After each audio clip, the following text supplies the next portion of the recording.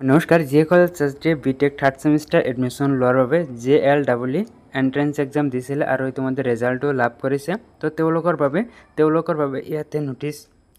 আহি গৈছে অৰ্থাৎ টাইম লাইনটো আহি গৈছে যে কেতিয়া কি কৰিব লাগিব কাউন্সেলিং কেতিয়া হ'ব ৰেজাল্ট কেতিয়া আহিব কেতিয়া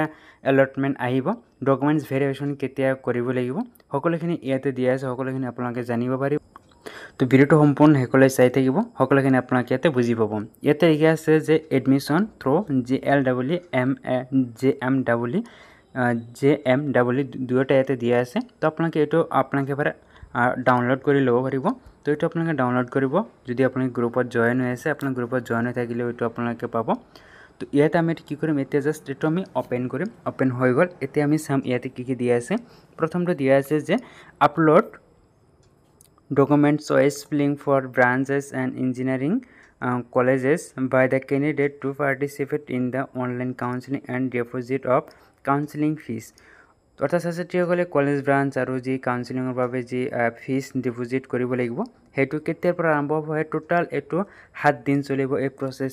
প্ৰসেসটো চলিব 7 দিন কিন্তু 16 তাৰিখৰ পৰা 22 আগষ্ট লৈকে এই 7 দিন এই কামটো চলি থাকিব অৰ্থাৎ কাউন্সেলিং যেটো চয়েস ফিলিং এটো আপোনালোকে 7 দিন কৰিব পাৰিব নাইবা যেটো এৰ লগত যেটো ডিপোজিটৰ কথা কৈছে হেতু আপোনালোকে 7 দিন সময় থাকিব এৰ মতে কৰিব লাগিব ইয়াৰ পিছত দিয়া আছে allotment of the seats of first counseling এটো দিয়া আছে অনলাইন কাউন্সেলিং এটো আপোনালোকে এটো রেজাল্টটো আপোনালোকে পাব আপোনালোকে 29 আগষ্টত আপোনালোকে এই রেজাল্টটো পাব এই 29 আগষ্ট আপোনালোকে চেক কৰিব যে আপোনাৰ সিট পাইছে নে নাই ইয়াৰ পিছত আপোনালোকে দিয়া আছে যে আপোনালোকে কি কৰিব লাগিব একসেপ্ট কৰিব লাগিব আৰু একসেপ্টেন্স লেটাৰ এইবিলাক আপোনালোকে নেসেসাৰি ডকুমেন্টছবোৰ আপলোড কৰিব লাগিব ইয়াতে মাত্ৰ 2 দিন সময় পাব 30 আগষ্ট টু 31 আগষ্ট 2 দিন সময় থাকিব আৰু আপোনালোকে কলেজত গৈ ডকুমেন্টছবোৰ ভেৰিফিকেশ্যন কৰিব লাগিব এটো কৰিব লাগিব আপোনালোকে 2 দিন সময় পাব 2 সেপ্টেম্বৰ আৰু 3 সেপ্টেম্বৰ এই 2 দিন সময় পাব ইয়াৰ পিছত দিয়া আছে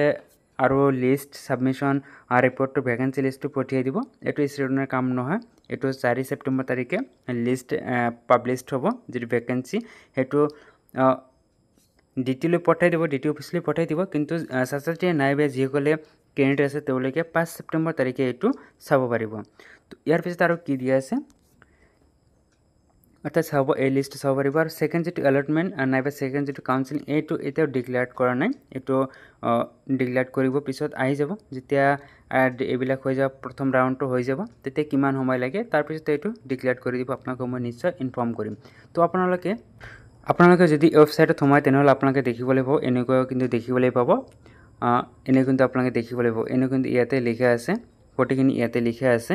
ওয়েবসাইটটো এনেদৰে খোল খাব আপোনালোকে ইয়াৰ পৰা আপোনালোকে ক্লিক কৰিব লাগিব যদি আপোনাৰ JLEE হয় বা